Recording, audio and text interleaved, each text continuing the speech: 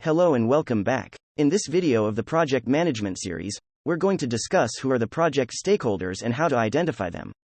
It is one main topics discussed in the pmbok 7th edition and a major area of knowledge in the pmbok 6th edition. This topic has recently gained a lot of attention in the project management industry.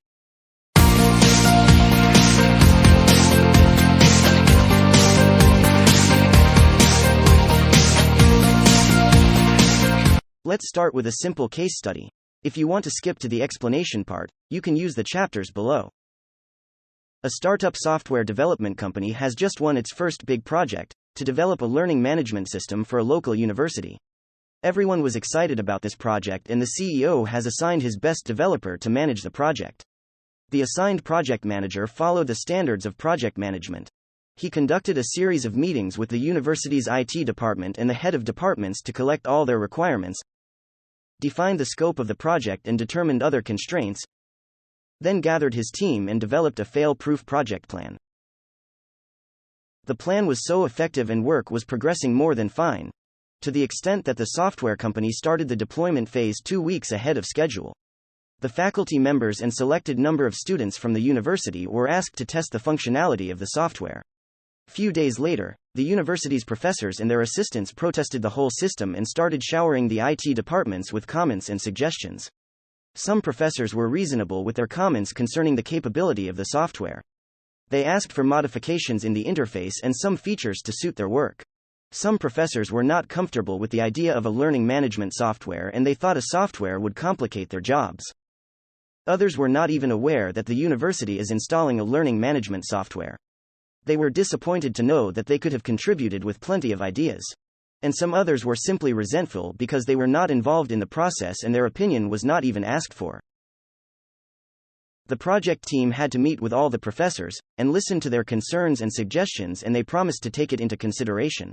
The change requests were so drastic that the software development team had to repeat the whole work all over again. Few months later, all the changes requested were implemented. The project has finished but with a major budget overrun and considerable delay. The project was deemed a complete failure. What happened? It is obvious that all the project manager's hard work to plan, and all the team's efforts to implement the plan failed. The requirements that were collected at the planning phase were all met. But these requirements were not enough for the project's deliverable to be of value to the client. There were missing requirements that were not discovered early in the project. These requirements that were not discovered early became change requests at a later stage. These changes are the major cause of the delay and budget overrun and the overall failure of the project. This is simply because the project manager did not meet with the professors early in the project and took their requirements into consideration during the collecting requirements step. The professors are directly impacted by this project. Their lives will be different, whether to the better or to the worse. And in the opposite direction, they have the power to impact the project and change its course completely. These professors are a good example of what we call in project management, project stakeholders. So what is a stakeholder? A stakeholder is an individual, a group, or an organization that may be affected by, or perceive itself to be affected by the project. This is the official definition in both pmbok 6 and 7. Many sources include also those who have interest in the project and the power to influence it. And I find this inclusion to be useful. So let's add it to the definition. A stakeholder can affect the project in a negative way or in a positive way, whether intentionally or unintentionally. Likewise, he might be affected negatively or positively.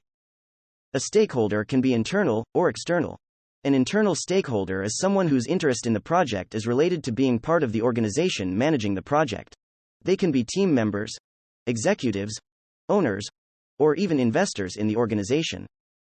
External stakeholders, however, are those who aren't directly related to the organization. These are usually suppliers, end users of the product, and local authorities.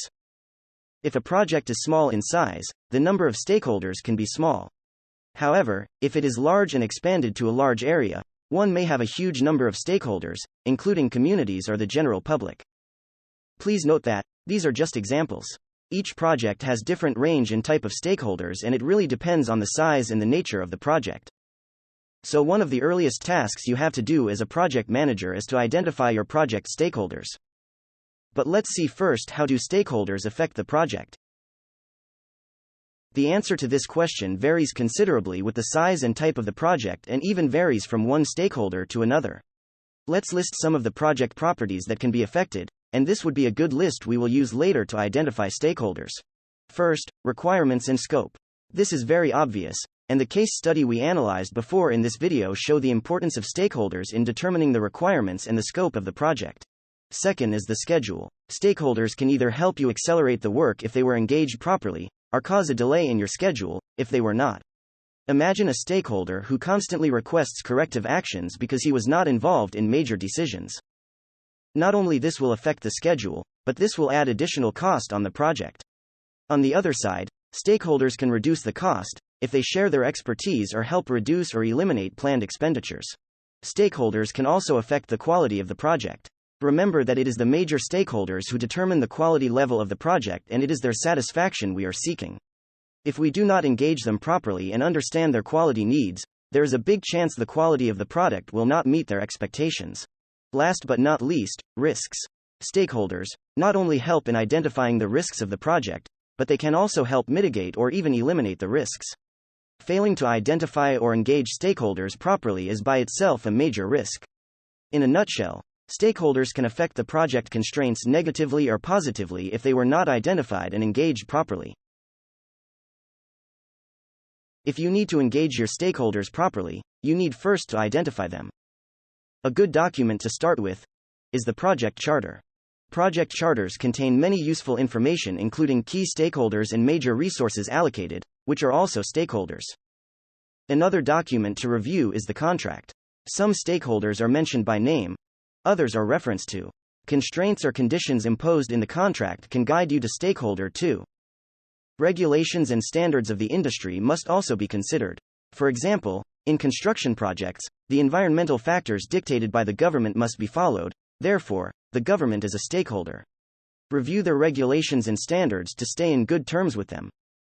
Organizational charts of all organizations involved. You can see who are the decision makers in each organization and check their level of authority. These documents are very important since they are available at an early stage.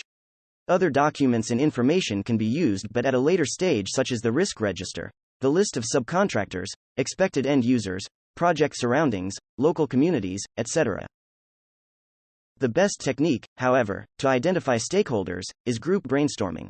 Gather your team and conduct one or more group brainstorming sessions. You can watch our special video on the topic to understand how to prepare and moderate a brainstorming session. Brainstorming is one of the most powerful data gathering technique, and it is very helpful as long as you follow the rules discussed in our video. You can make use of the list of constraints that can be affected by stakeholders to narrow down the thinking. Take for example the schedule constraint and think what could delay the project and who could be responsible for that. Discuss each constraint one at a time and you will end up with a long list of stakeholders. Final comments before wrapping up. High-level stakeholder identification may be carried out prior to forming the project team. But as the project progresses, more stakeholder identification's effort must be put. Some stakeholders are easy to identify, such as the customer, end users, and etc., but others can be difficult to identify when they are not directly connected to the project. The output of the stakeholder identification process should be a long list of potential project stakeholders. Are they all of the same level of importance? No. Shall they all be treated in the same manner? Of course not. That's why the second step should be to analyze and understand your stakeholders, prioritize them, categorize them, and then find the suitable strategy to deal with each category. This will be the topic of the next video. If you are finding these videos helpful, please subscribe to our channel and make sure to hit the notification button to be informed whenever a new video is uploaded. If you have any question, please write it down in the comment section. We'll make sure to answer it as soon as possible. Thank you for watching. Have a good day.